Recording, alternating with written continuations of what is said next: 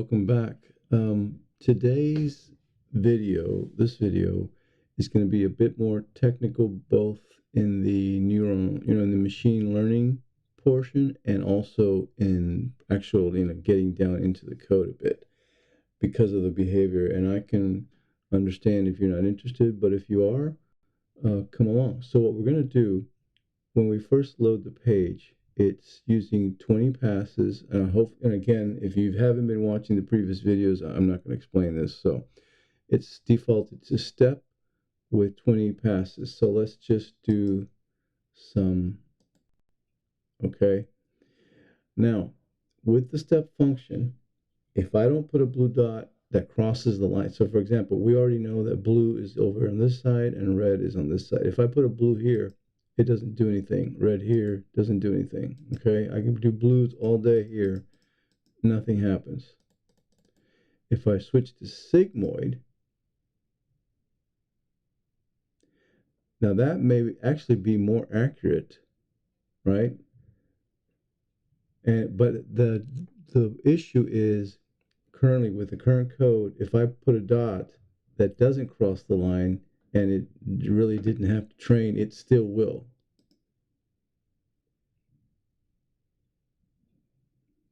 And you're like, okay, but why is it doing that? All right, so, and it gets worse, because if I do 50, you can tell it's just going to keep going, right? That's the issue. That's one of the issues. So we have pasted the code, and I am going to send this to ChatGPT, okay? I noticed that with step activation, it only trains when I place a wrong dot in the wrong area. And since it jumps around a lot, it may or may not end up correctly classifying.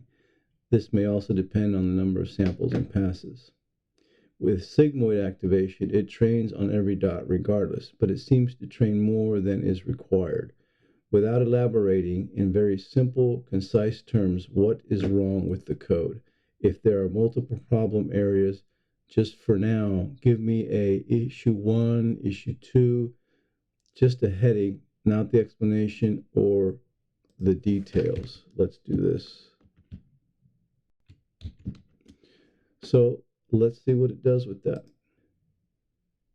Oh, wow. Alrighty. All right. So using sigmoid output, the Perceptron style linear weight update rule. Issue 2, no proper loss function. Issue 3, step activation makes learning depend only on misclassification, non-differentiable. Issue 4, learning rule does not match activation. Okay, this one is something that we could probably look at. No convergence control. Okay, so what we're going to do is take a look at number 4. So we ask chat, focus on number 4. Are we talking about in the code the training function? So this is the training function code, and without really, we haven't delved too much into the code, but it seems that no matter whether we're following the step logic path or the sigmoid logic path, it runs through the same function. So it makes sense that there's something wrong with this, because it favors one over the other. Yes, number 4 is specifically about the train function. The weight update logic there is the mismatch. Are you saying that we need to have the train function call 2 different ways depending on whether step or sigmoid? Yes, you need different update rules inside the train depending on the activation mode. Can you give 2 helper functions that each contain their respective rules? Just those for now. Okay, and there they are. We're going to copy and paste those. Okay, some real programming lesson here. A good rule of thumb, and some people may disagree, having different type of code strewn all over the place is confusing. So I would say near the top of your code, so that would be near the top of the script file or the script tag, if you don't have a separate file, put all global scope variables. And then next, put all function definitions. So this is a function definition.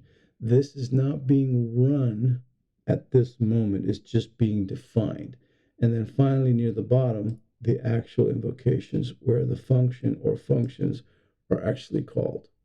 So based on our discussion, here is the start of the script tag. Notice const,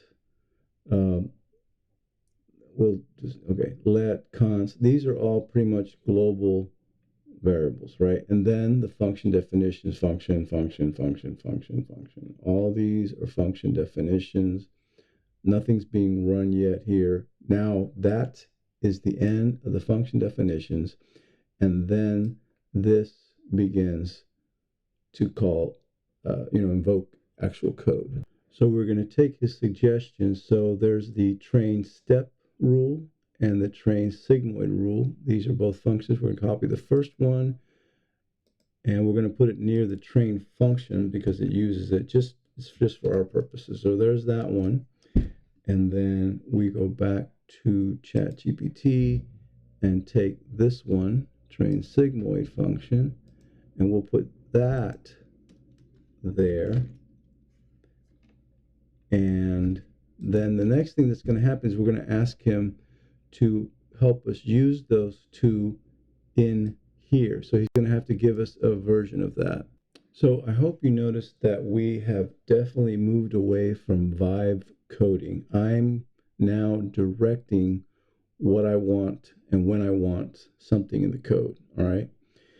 So this is the next thing. Now we need an updated train function, but how does it know which one to call? The step or the sigmoid rule function, right?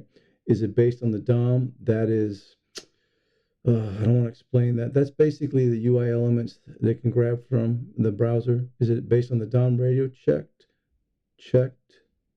Or is there a better way? So let's see what it has to say. Yes, your current architecture, the cleanest way is still the DOM radio button. Yep.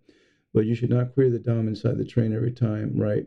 Option A, simple, you've already have it. Checks the radio button. Mode, yeah. Option B, cleaner. Cache a mode and a variable updated on change. And then mode. Why option B is better. Okay, fine. Okay, even though he's saying option B is better, that's probably true. However, we already do have this right here, and it is doing the check that he's warning against doing in option B. But you know what? We've already got this, so I'm going to go with this for now because this is a production code. We're just learning. So I'm going to grab the updated train function. I'm going to go here, and we're going to go look for it. So train. So function train, there it is, right here. So we're going to replace that with this. So now, first of all, let's do this. Let's do this because I don't want to confuse you. We're going to grab this. Those are the two helper functions that we did. We're going to put those here. There we go. Okay. And there we go. Okay. Now it's pretty much the same. There's our two helper functions. So this one is the new train function versus the old one. So the old one only had one rule. This one does, if mode is step or sigmoid, do the sigmoid rule. If it's step, do this. So we're going to take that. And then there we go. Okay, let's try it. Let's see how this goes. Blue, red, blue, red. Oops, wrong one. Great that we have an undo. Red, red, red, red, red, blue. Okay, it's train, right? Let's just switch for a second here. Let's just switch without doing anything else. Okay, it didn't do anything. Good. Sometimes it does. All right. Let's bump this up to 50.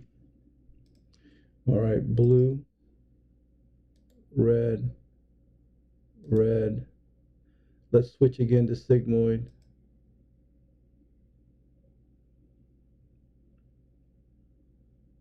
Okay, you see? Now, it got worse. If I just go back to step and I go blue, that's correct. All right, back to sigmoid. So there's something wrong with selecting sigmoid. So what I did is I repasted for ChatGPT the 5 issues that it identified, right? And then I said, okay, back to the 5 issues. We added one of them. I ran a test. In the very same test, I began with step activation. It succeeded. If I then switch to sigmoid without placing another dot, it retrains, but most of the time it ends up wrong slightly. Is it one of the remaining issues? The reason I'm going through this with you is just to show you that really, doing AI programming is not just straightforward. It doesn't, it's been pretty smooth up to here, but now it's not. Yes, that's the behavior most points, mostly direct. So let's go issue 2, primary cause, and it explains it. Let's not go into it yet. Secondary contributor, still relevant. Issue 4, not the main cause, 1, 3, and 5. Okay, so let's continue. I just said, of the remaining causes, which one should we try next? And he's saying the next one to address is issue number 2, no proper loss function. This is the core missing piece once you introduced sigmoid. All right, because this video is getting long and we're not going to be able to fix it without a lengthy video, I'm going to stop right here and we're going to continue in the next one.